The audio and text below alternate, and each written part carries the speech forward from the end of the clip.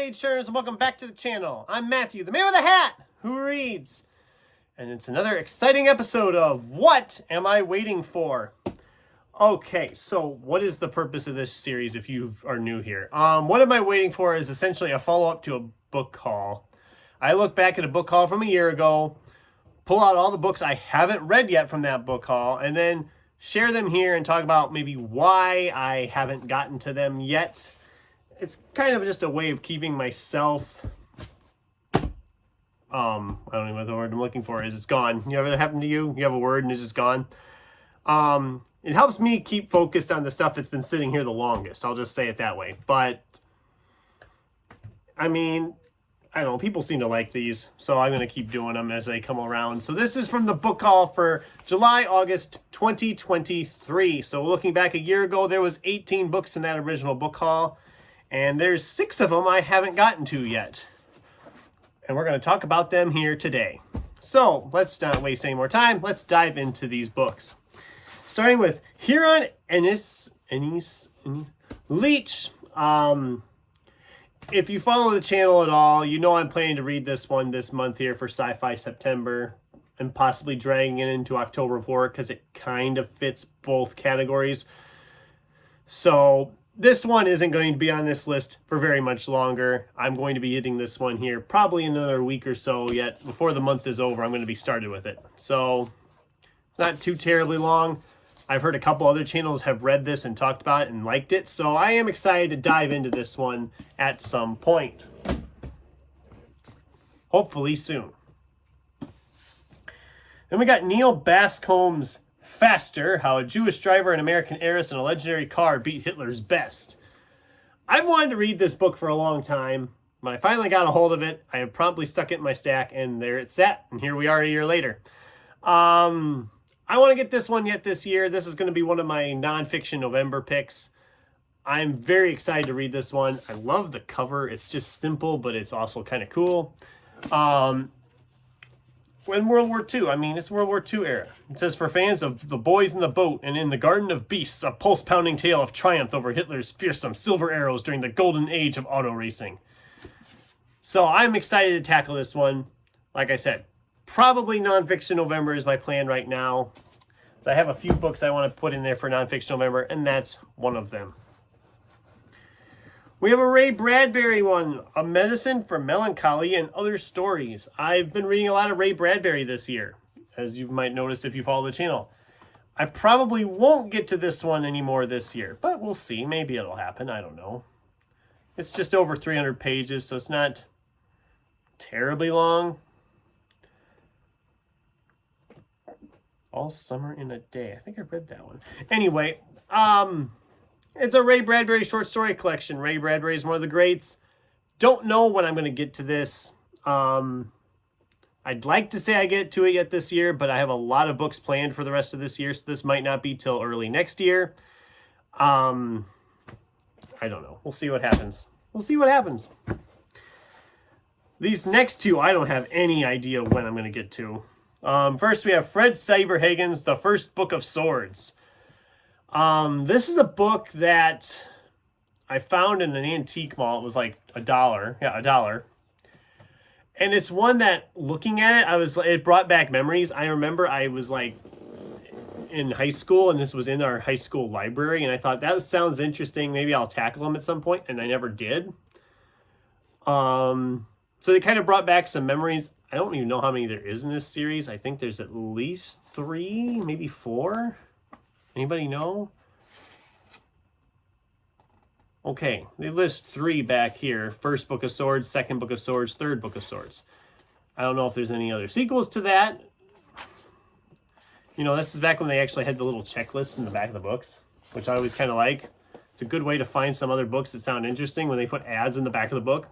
They don't do that anymore. You notice that? Not very many of them anyway. So this is a nice little fantasy one. I'm not sure when I'm going to get to it. Maybe Fantasy February. Otherwise it might be down the road somewhere. I just don't know. I do want to read it at some point. But the fact that I could have read this when I was in high school, and that's been 18 years ago, 17 years ago now. and I've not missed it since then. I mean, I don't think it'll wait another 10, 20 years or anything, but I don't know. I don't know when I'll get to it. This is Jonathan L. Howard's Johann's Cabal, the Necromancer. This is also the first in a series. I picked this one up. Wow, it's even got the bookmark from when I got it yet. Look at that. It's pristine, guys. Pristine bookmark.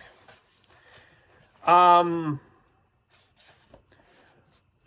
don't, it's one of those I don't really know where to stick it, genre-wise. It's got some horror elements, it's got some comedic elements, it's got some,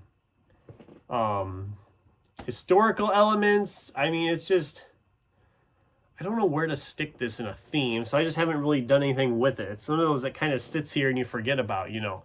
I love the cover. I do want to read it at some point. It's got very small print, which I don't love. But it's also got only like 290 pages.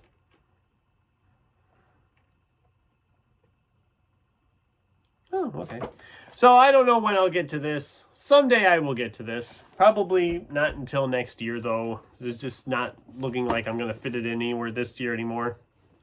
And the last one, this is Chuck Wendig's The Complete Double Dead. Very bloody cover. I don't know. Maybe I can't get away with that. Let me just put it down here. There we go. Or should I go like this? Stick it out of frame? I don't know. Can I get away with that? Can I get away with blood on a book cover? I don't know. Maybe I'll just turn it around backwards. I don't know. I'm not going to worry about it. They cancel me. They cancel me.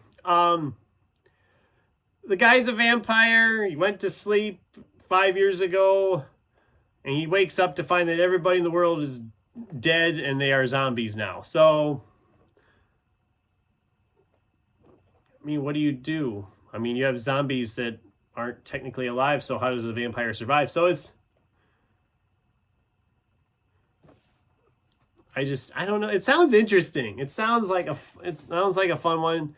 He talks like, it's the way it sounds. He sits here like, oh, he's got to find frail flesh bags to find blood, and he has to take care of them because they're his only supply of food. So it's sounds very interesting. I'm planning to read this for October of Horror.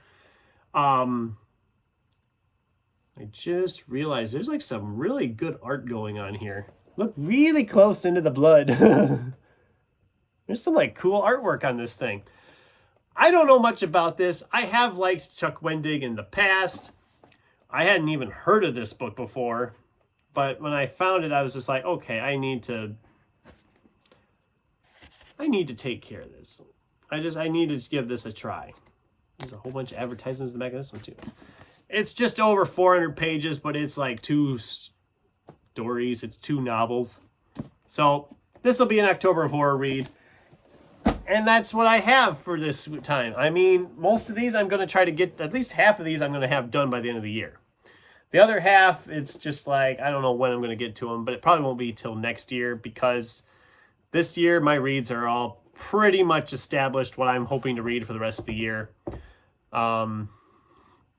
This is the problem we have when we buy as many books as we do and read as many books as we do. We have to plan ahead sometimes. So that's the video. What do you guys think? Are there any of these I should be prioritizing more so than I already am? Have you read any of these? What did you think of any of these? I'd love to hear from you in the comments down below. Thanks for watching, and until next time, keep turning pages.